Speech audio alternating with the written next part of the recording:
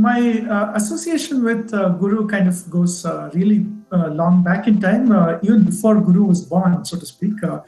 So I knew Prasad Ram when he was the head of Google India, and we used to meet well-known database conference in India.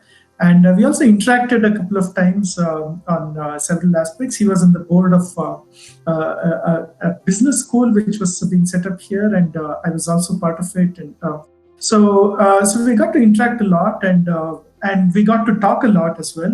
We used to exchange a lot of ideas, and I could see that he was really passionate about education at the time. And as was I, because I was in the education sector myself, and so we used to exchange a lot of ideas. And I remember once I and my wife had visited him at his home, and we visited at sometime around 4 in the afternoon or something, and we came back at 4 in the morning, and we were talking so much about.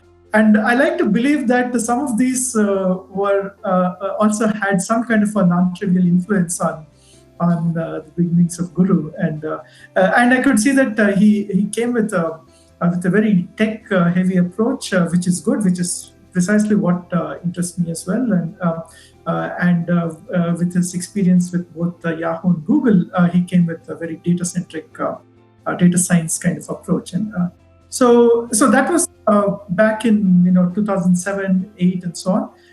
And I happened to get back in touch with him sometime in 2016, and when when I knew that Guru was somehow he had left Google and was starting Guru and so on, and and then we started. We just kind of picked up the threads where we had left them, and so that was the story.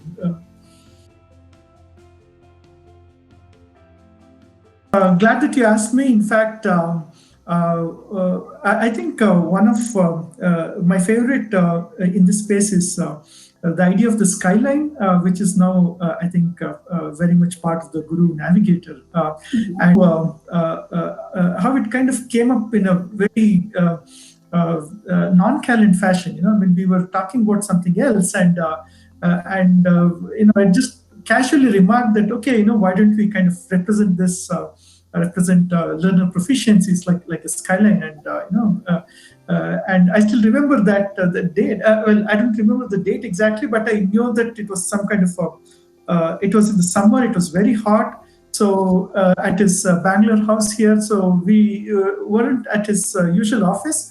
We went into some other room in his house where he had an AC, and we sat under the AC and were talking over there. So that's all I remember. But that was that, and suddenly the idea of a skyline gave us not just a nice representation to reason about how much a learner knows, but also to represent how much a class knows, and a complete algebra as to how to reason with or how to compute with these skylines and so on. So I would say the skyline was really one of my favorite things that I still remember.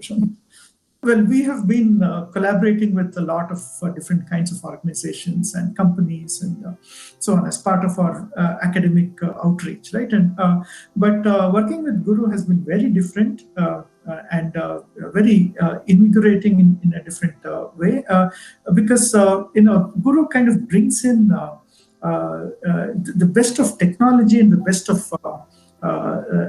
social justice, so to speak, or social empowerment and so on, right? And so there is a socially relevant work that we are doing. I know for a fact that Pram has gone into a lot of places in India which even I have not heard of, and where Guru is implemented, and where in many places there aren't even good computers, let alone internet connection and so on.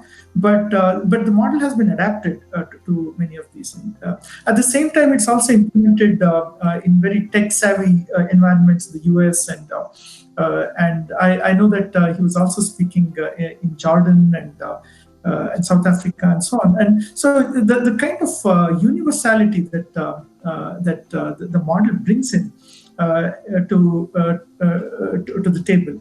And we ourselves are working on a project currently where we are trying to implement the navigator in an enterprise learning setting, where the main challenge here is that you don't have let us say, a battery of learning science people or teachers to kind of engineer the domain for us, right? And because in enterprise settings, new technologies are coming in all the time, and nobody has kind of curated them into a learning pathway or learning goals and so on.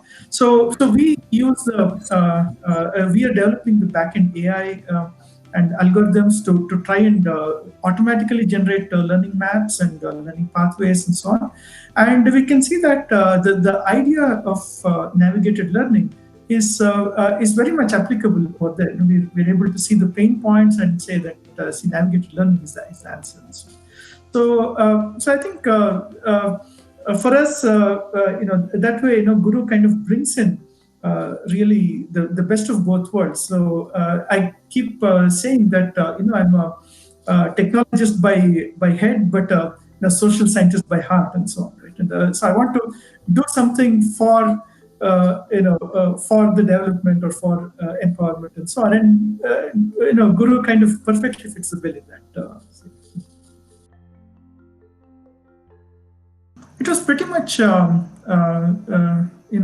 some sense, a no-brainer, in the sense because we had a lot of match, both in terms of the mission towards which we are working, and the kind of vision and the road that we are taking. So even I kind of quite strongly believe that the web and the data science, these kinds of technologies are some kind of a game changer. In fact, one of the ways I got back in touch with him was to tell him that I'm working on this area called web science. So web science is the study of how the World Wide Web is affecting our lives and so on.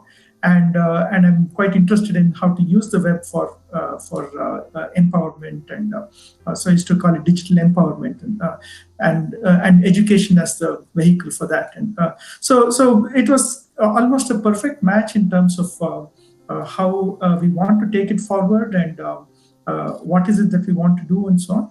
I think that was that things kind of fell in place pretty fast. So when I got back in touch, it's just a matter of a few days when we were like talking for hours on end again, and so that was